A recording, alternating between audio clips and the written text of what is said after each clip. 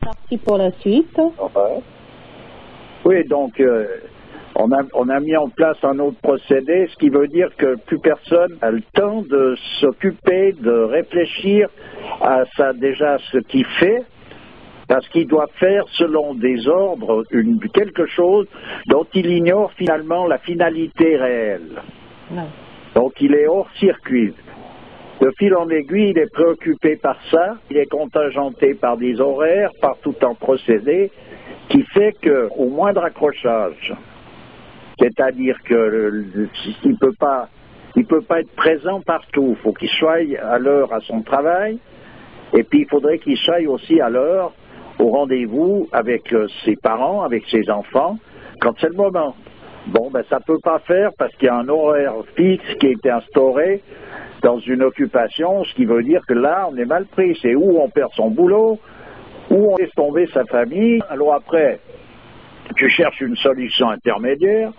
Donc, il est arrivé des procédés qui se sont mis en place, qui ont été des solutions intermédiaires. On a commencé à faire des crèches, des asiles pour les vieux. On a commencé à faire des mouvements sociaux. Je voudrais juste faire une petite parenthèse. Je viens de discuter avec une amie. Elle a eu un bébé il y a 4 mois. Donc, elle est en plein dans l'allaitement. Ouais. Elle est obligée, là, mi-février, de reprendre le boulot. C'est-à-dire que du jour au lendemain, ce bébé, il va être coupé de sa mère pendant 10 heures par jour, parce qu'il faut qu'elle parte, elle bosse très loin, etc. 10 heures par jour. Tu vois la rupture?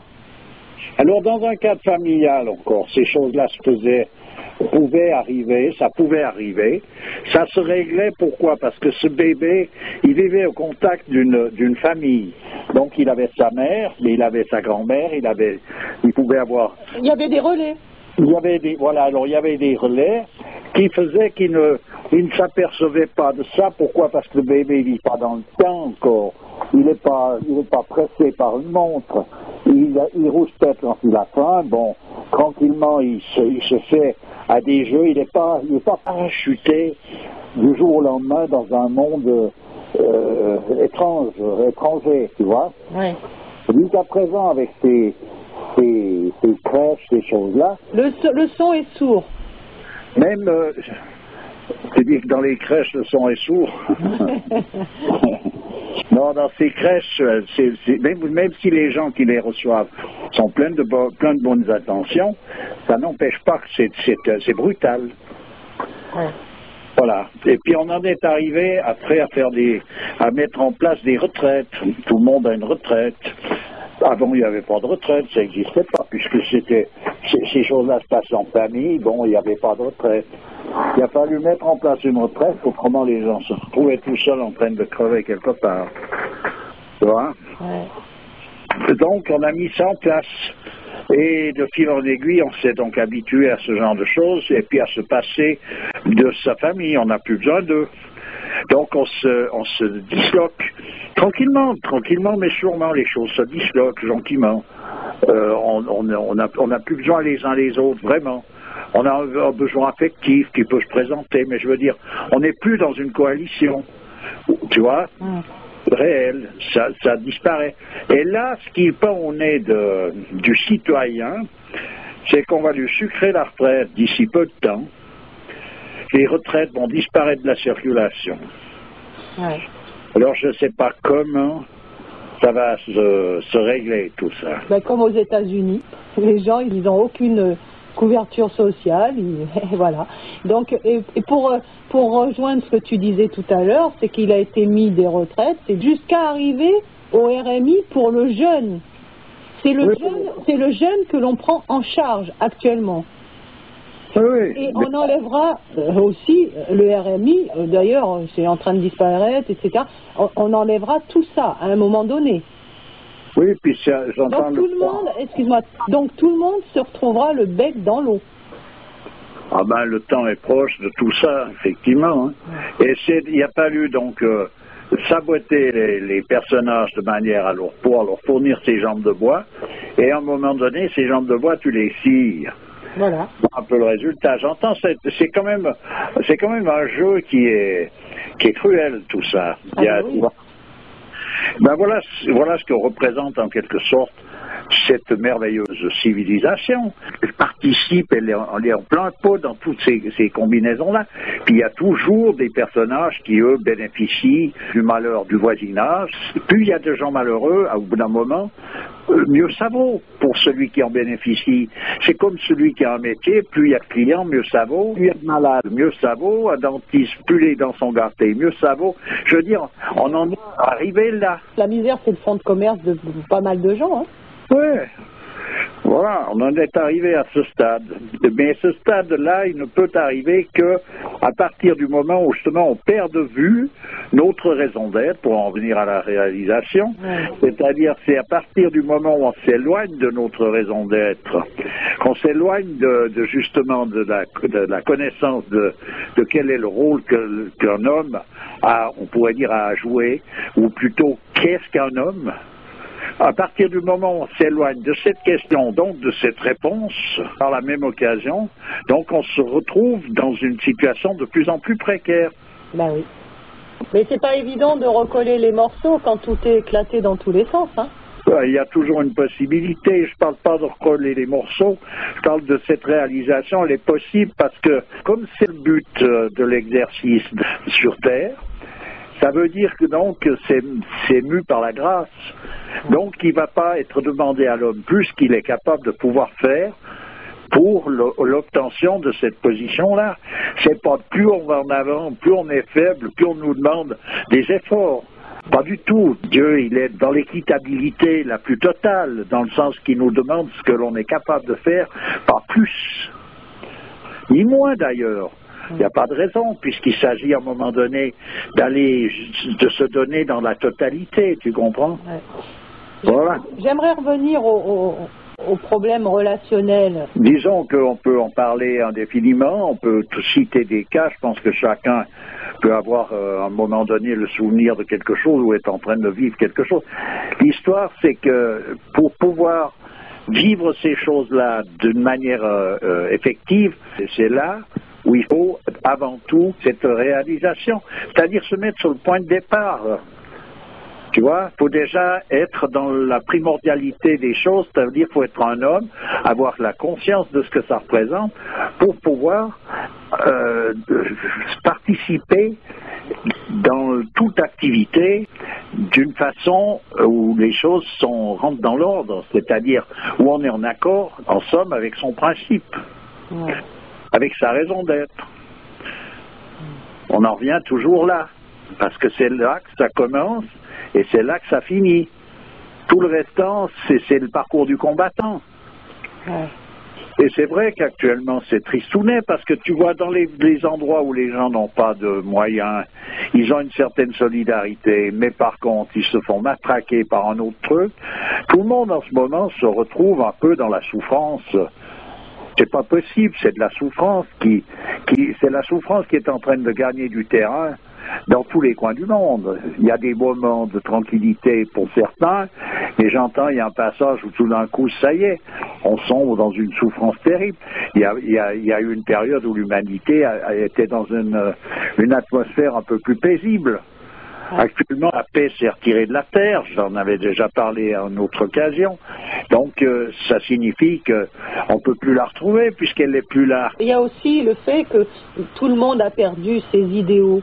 Avant, les gens croyaient à ci, à ça. On a fait le tour de tout, tu vois. Et on est arrivé à la conclusion que même les richesses n'apportaient pas le bonheur. Tu vois, alors les gens ont voulu s'enrichir, tu vois, le matériel, etc. Et on est arrivé à cela. Tout le monde a plus ou moins du matériel autour de lui, vit dans une espèce de... Mais même ça, ça n'apporte pas le bonheur.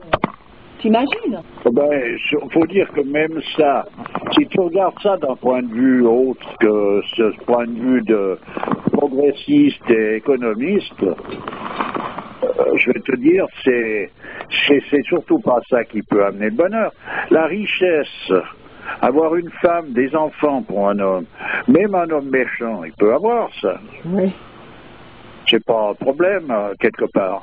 Bah, Hitler, il avait sa femme, son chien, tout à Mais fait. bon, il avait tout son monde, donc c'est pas un problème, là. Donc c'est pas une réussite en soi, ça fait partie d'un décor qui ne nécessite pas en quelque sorte un effort particulier. Ouais. Par contre, pour se dépasser dans le sens de dépasser l'individu de manière à se réaliser, ça nécessite effectivement un effort qui n'est pas un effort pour obtenir quelque chose, mais un effort pour lâcher quelque chose. Ouais. Tu vois? Et ça, c'était entretenu par le mouvement traditionnel. Tandis qu'actuellement, on entretient systématiquement le contraire. On incite les gens à se cramponner après quelque chose d'éphémère. Ouais. C'est interdit de se cramponner après quelque chose de valable. Ouais. Quand je disais à l'occasion qu'il fallait se cacher plus pour prier que pour pisser, c'est significatif, tu comprends? Voilà. Et voilà où on en est réduit, voilà où l'humanité en est réduite, avec avec un prosélytisme débordant de tout ça. Il faut, c'est pas à peu près. Ah ben on nous harcèle d'images, de sons, pour aller dans ce sens-là. Je veux dire, t'as pas un moment de répit. Même tu vois, moi je suis sur l'ordi, ces images là, j'en peux plus, ces images qui bougent constamment autour. C'est constamment, t'es harcelé. Ah ben on en est réduit à ça, bien sûr. Je voudrais juste te proposer une question. Les grands saints, quelle était leur manière de réagir face au conflit? Je connais un petit peu l'histoire du prophète, mais j'aimerais savoir pour les saints de l'Inde. Les saints de tous les coins du monde, d'ailleurs, se ressemblent d'une manière. Ils n'ont aucune espèce de conflit entre eux, en tout cas. Et puis, à un moment donné, l'affaire est classée. Mais pour comprendre ça, il faut déjà les côtoyer. Il faut prendre connaissance de ces personnages-là. Faut les suivre un petit peu, les suivre dans leur existence. Il y a des possibilités, il faut chercher, mais il y a des possibilités. Moi, j'ai pu avoir la possibilité de rencontrer par des écrits, mais et pas par n'importe quel écrit, tu vois, des personnages comme la petite Thérèse de Lisieux, comme François d'Assise. Je sais que face à un conflit, Ramdas, il avait un grand sourire lumineux, quoi. Mais tout le monde n'est pas... Il y a des saints qui avaient des caractères, des tempéraments plus enflammés, j'imagine. Oui, mais ils se retrouvaient aussi dans des situations autres, et puis leur manière de réagir dans la situation dans laquelle ils étaient recouverte d'un manteau de beauté. C'était toujours beau, il y avait toujours de la noblesse dans leur attitude. Ouais. Ah, tu retrouves toujours cette noblesse, donc cette beauté qui se manifeste. Donc c'est ce parfum de cette vérité qui est en quelque sorte l'état dans lequel il se trouve.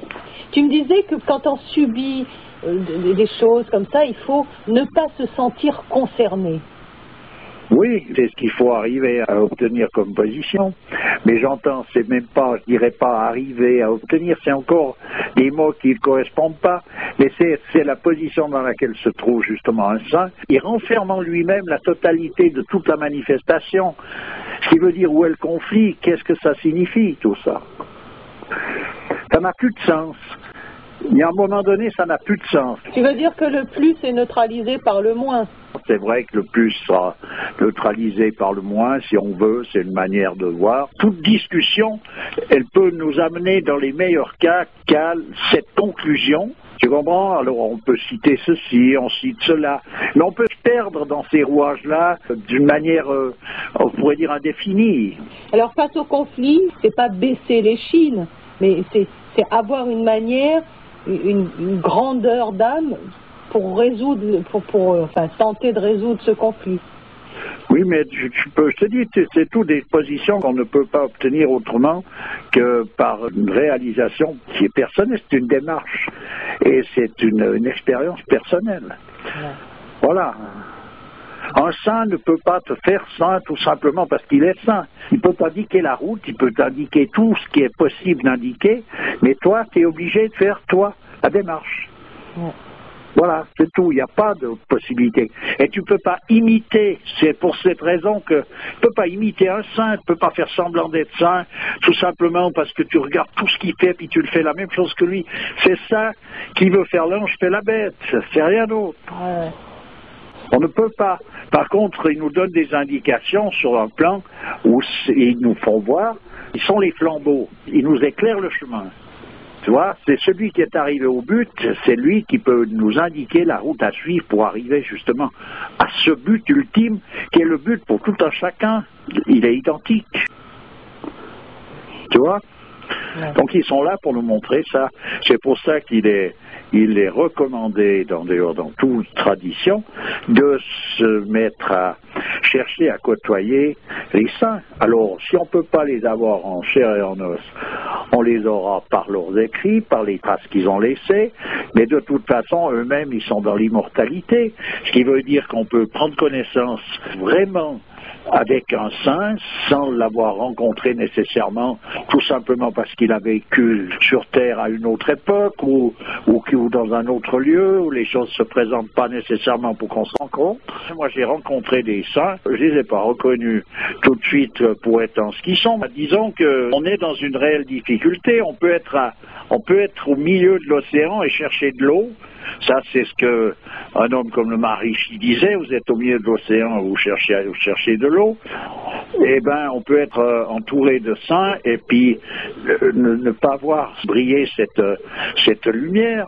Donc, je te dis bien, c'est ambigu à quelque part, mais la démarche consiste à les côtoyer, à les observer et puis à être auprès d'eux. Parce que le simple fait, le rayonnement qui dégage de ces personnages-là, on ne peut pas avoir une meilleure thérapie, on pourrait dire, pour rétablir un peu d'équilibre dans la folie qui s'est emparée de l'homme. Ouais. Depuis longtemps, d'ailleurs. Ouais. Ok. Voilà. Ok, écoute, je te remercie et puis à bientôt. Oui, à bientôt et c'est toujours avec plaisir. Ok, au revoir. Au revoir.